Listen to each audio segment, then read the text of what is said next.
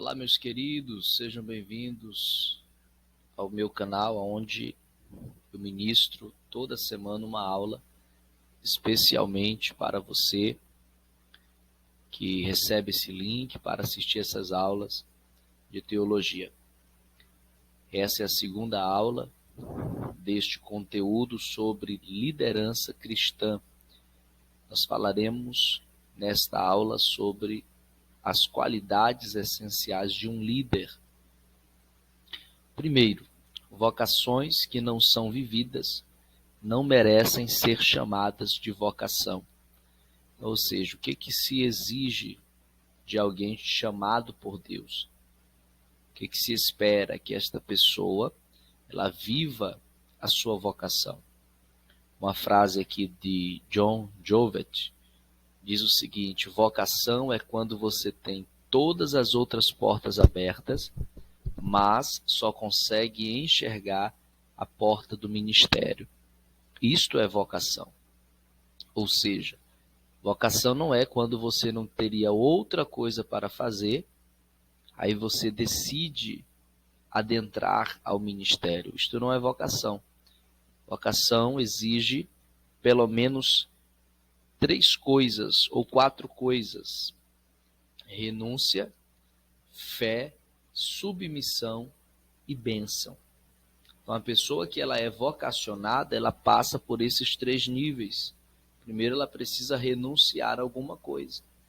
Você nunca vai ver alguém sendo chamado por Deus sem que esta pessoa renuncie a alguma coisa. Elias, quando comissionou Eliseu, ele estava lavrando a terra. Ou seja, ele estava ocupado, ele precisou renunciar. Quando Jesus comissionou os seus discípulos, uma grande maioria estavam ocupados, alguns pescando, outros na coletoria de impostos. Ou seja, ser vocacionado é você renunciar a alguma coisa. Vocacionado, ele precisa ter fé. Abraão, quando foi chamado por Deus, ele, pela fé, saiu sem saber para onde iria. Vocacionado, ele precisa ter submissão. Josué, como bom vocacionado por Deus, ele submeteu-se à liderança de Moisés. Então, um vocacionado não pode ser alguém insubordinado.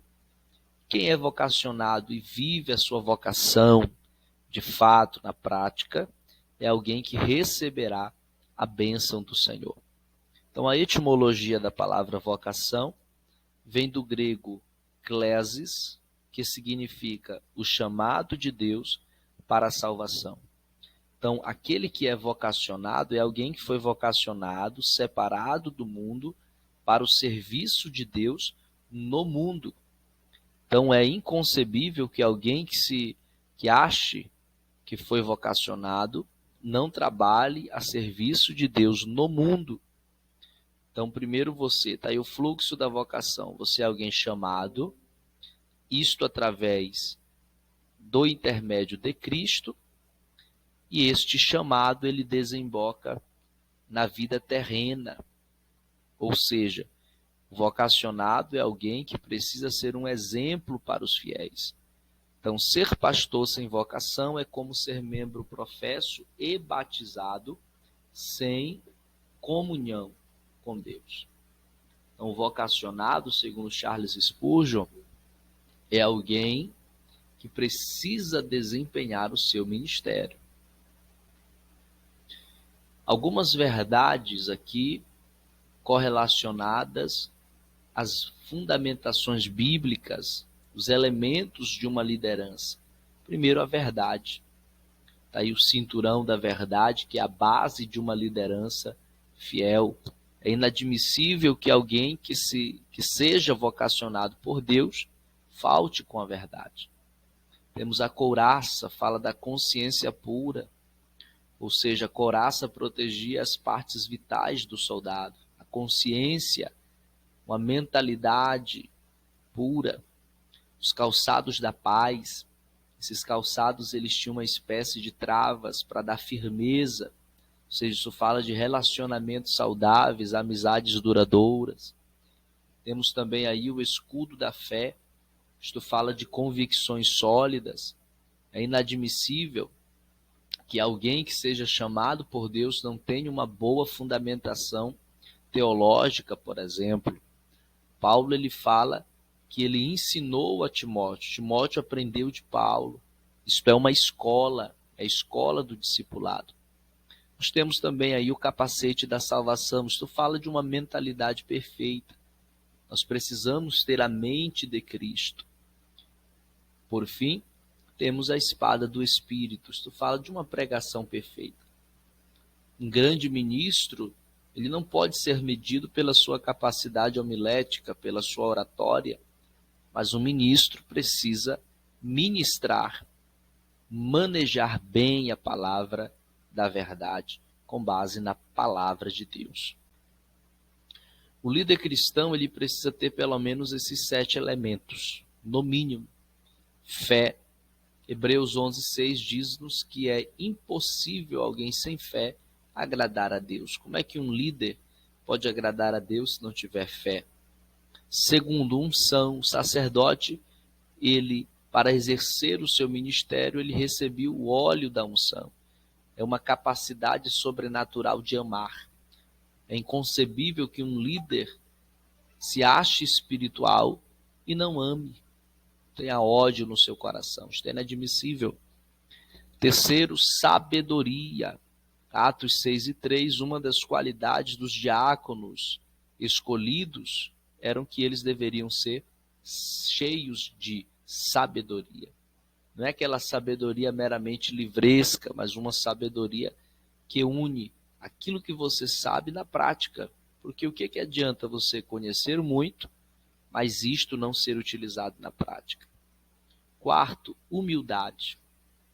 A humildade é um elemento fundamental na vida de um líder. Humildade nos relacionamentos, humildade para liderar, humildade para reconhecer o trabalho do outro.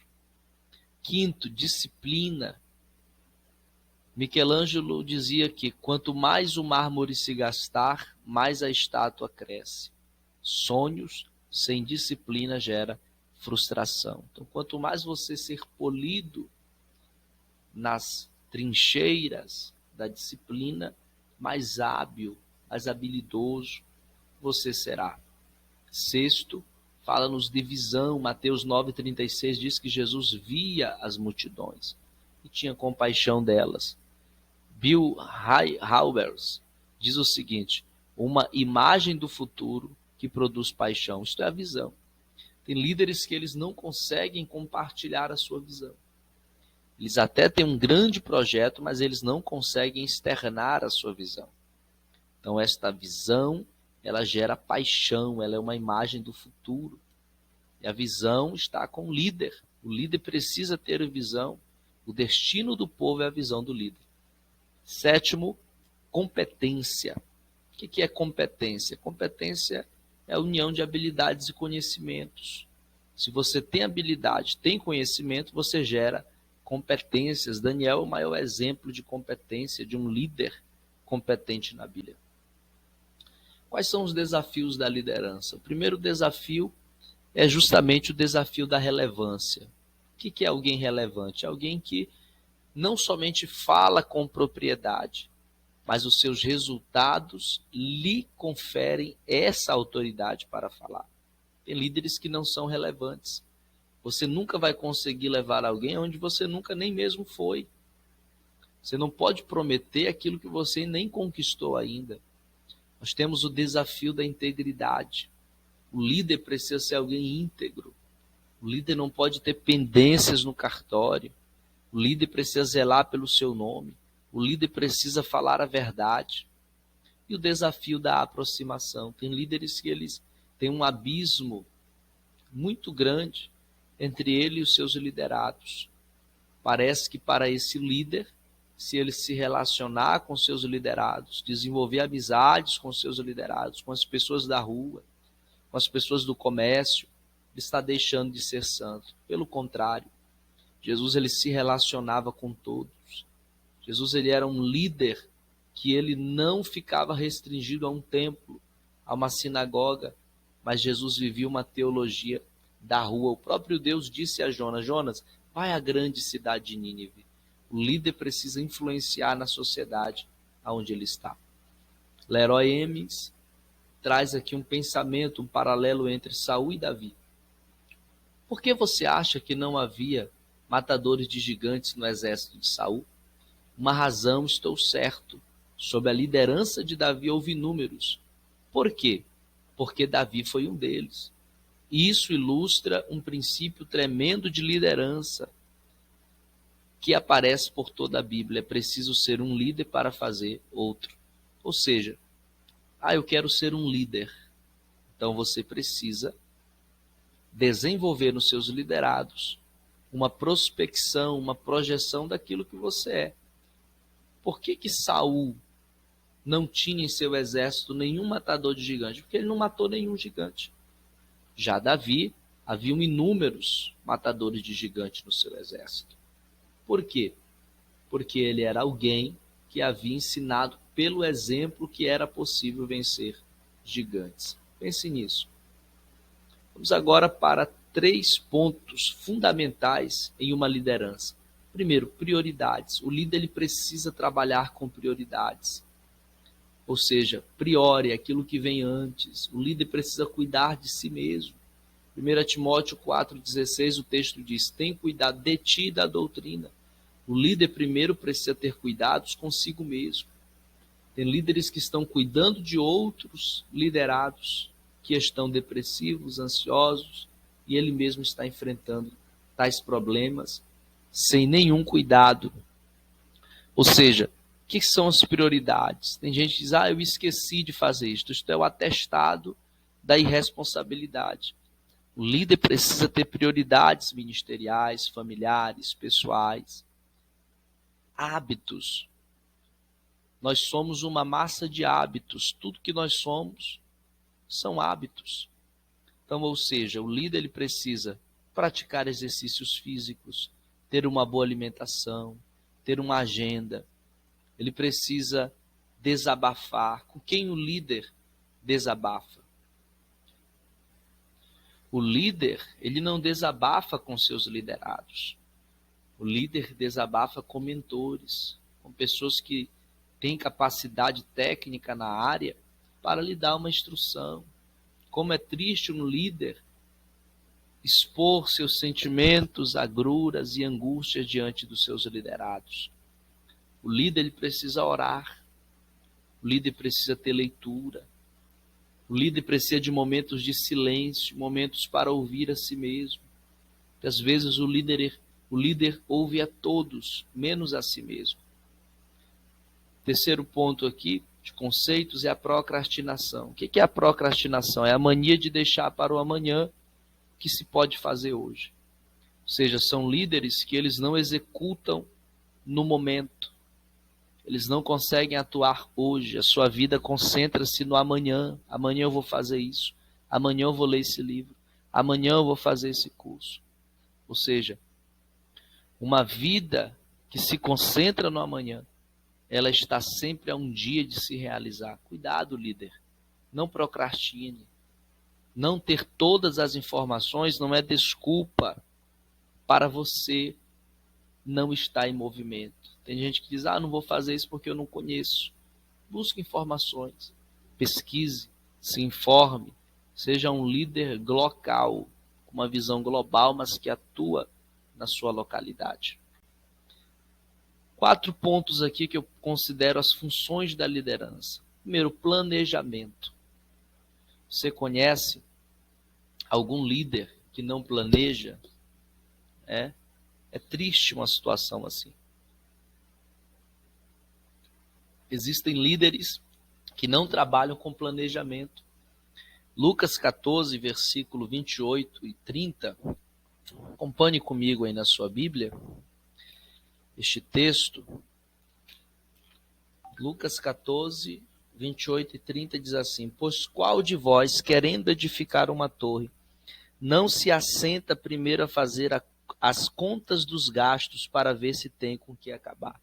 Líder, quando você vai fazer um projeto, você se senta convoca seus liderados, sua diretoria, para planejar, para que não aconteça que depois de haver posto os alicerces e não a podendo acabar, todos os que a virem comecem a escarnecer dele.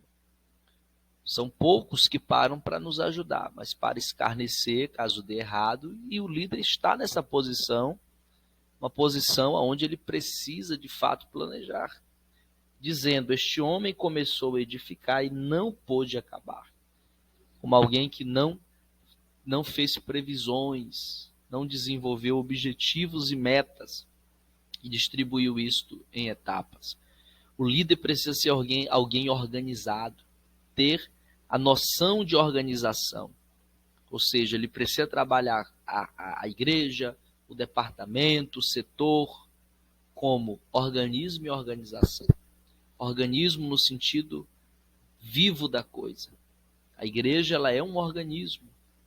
A igreja é uma instituição global, universal, que independe de instituições. Mas como instituição, a igreja é uma organização. É por isso que ela tem CNPJ, por isso que a igreja tem ata de reuniões, tudo isto.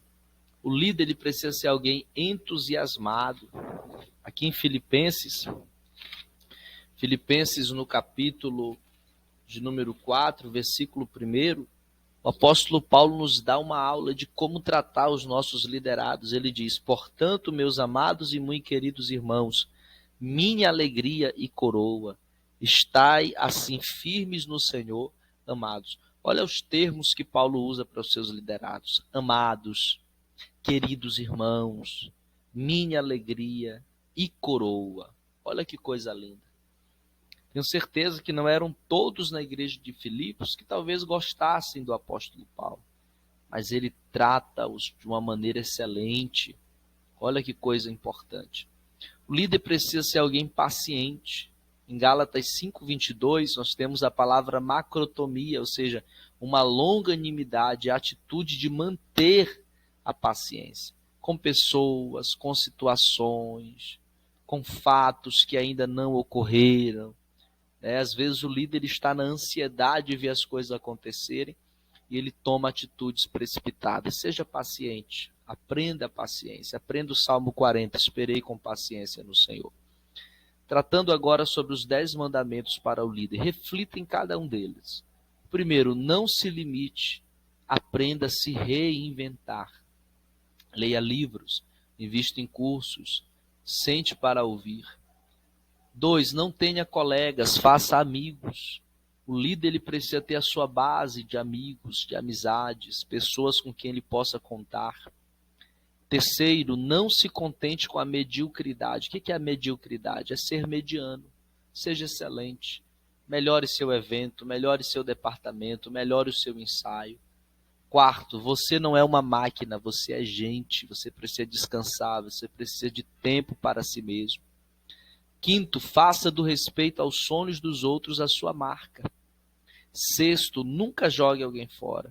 Como é triste um líder que diz assim: se todos quiserem sair da minha igreja, do meu departamento, não vai fazer falta. Pare com isso. Toda pessoa é importante no reino de Deus. Sétimo, não perca tempo, você não conhece o amanhã. Ou seja, comece hoje, execute hoje, trabalhe hoje. No caminho, as coisas vão se ajustar. Meu pastor presidente, o pastor Dejaí Júnior Oliveira Pérez, ele diz algo interessante: no andar da carruagem as abóboras se agasalham. Oitavo, cuidado com os bajuladores, cuidado com aqueles que não são amigos, mas são bajuladores, elogios perniciosos, tendenciosos, cuidado com isto. Nono, acredite nas mudanças. Você, líder, não foi chamado para fazer manutenção, você, líder, foi chamado para operacionalizar mudanças. Acredite na mudança. E décimo, nunca desista. Seja resiliente, seja corajoso. Lute pela sua vocação. Deus te abençoe.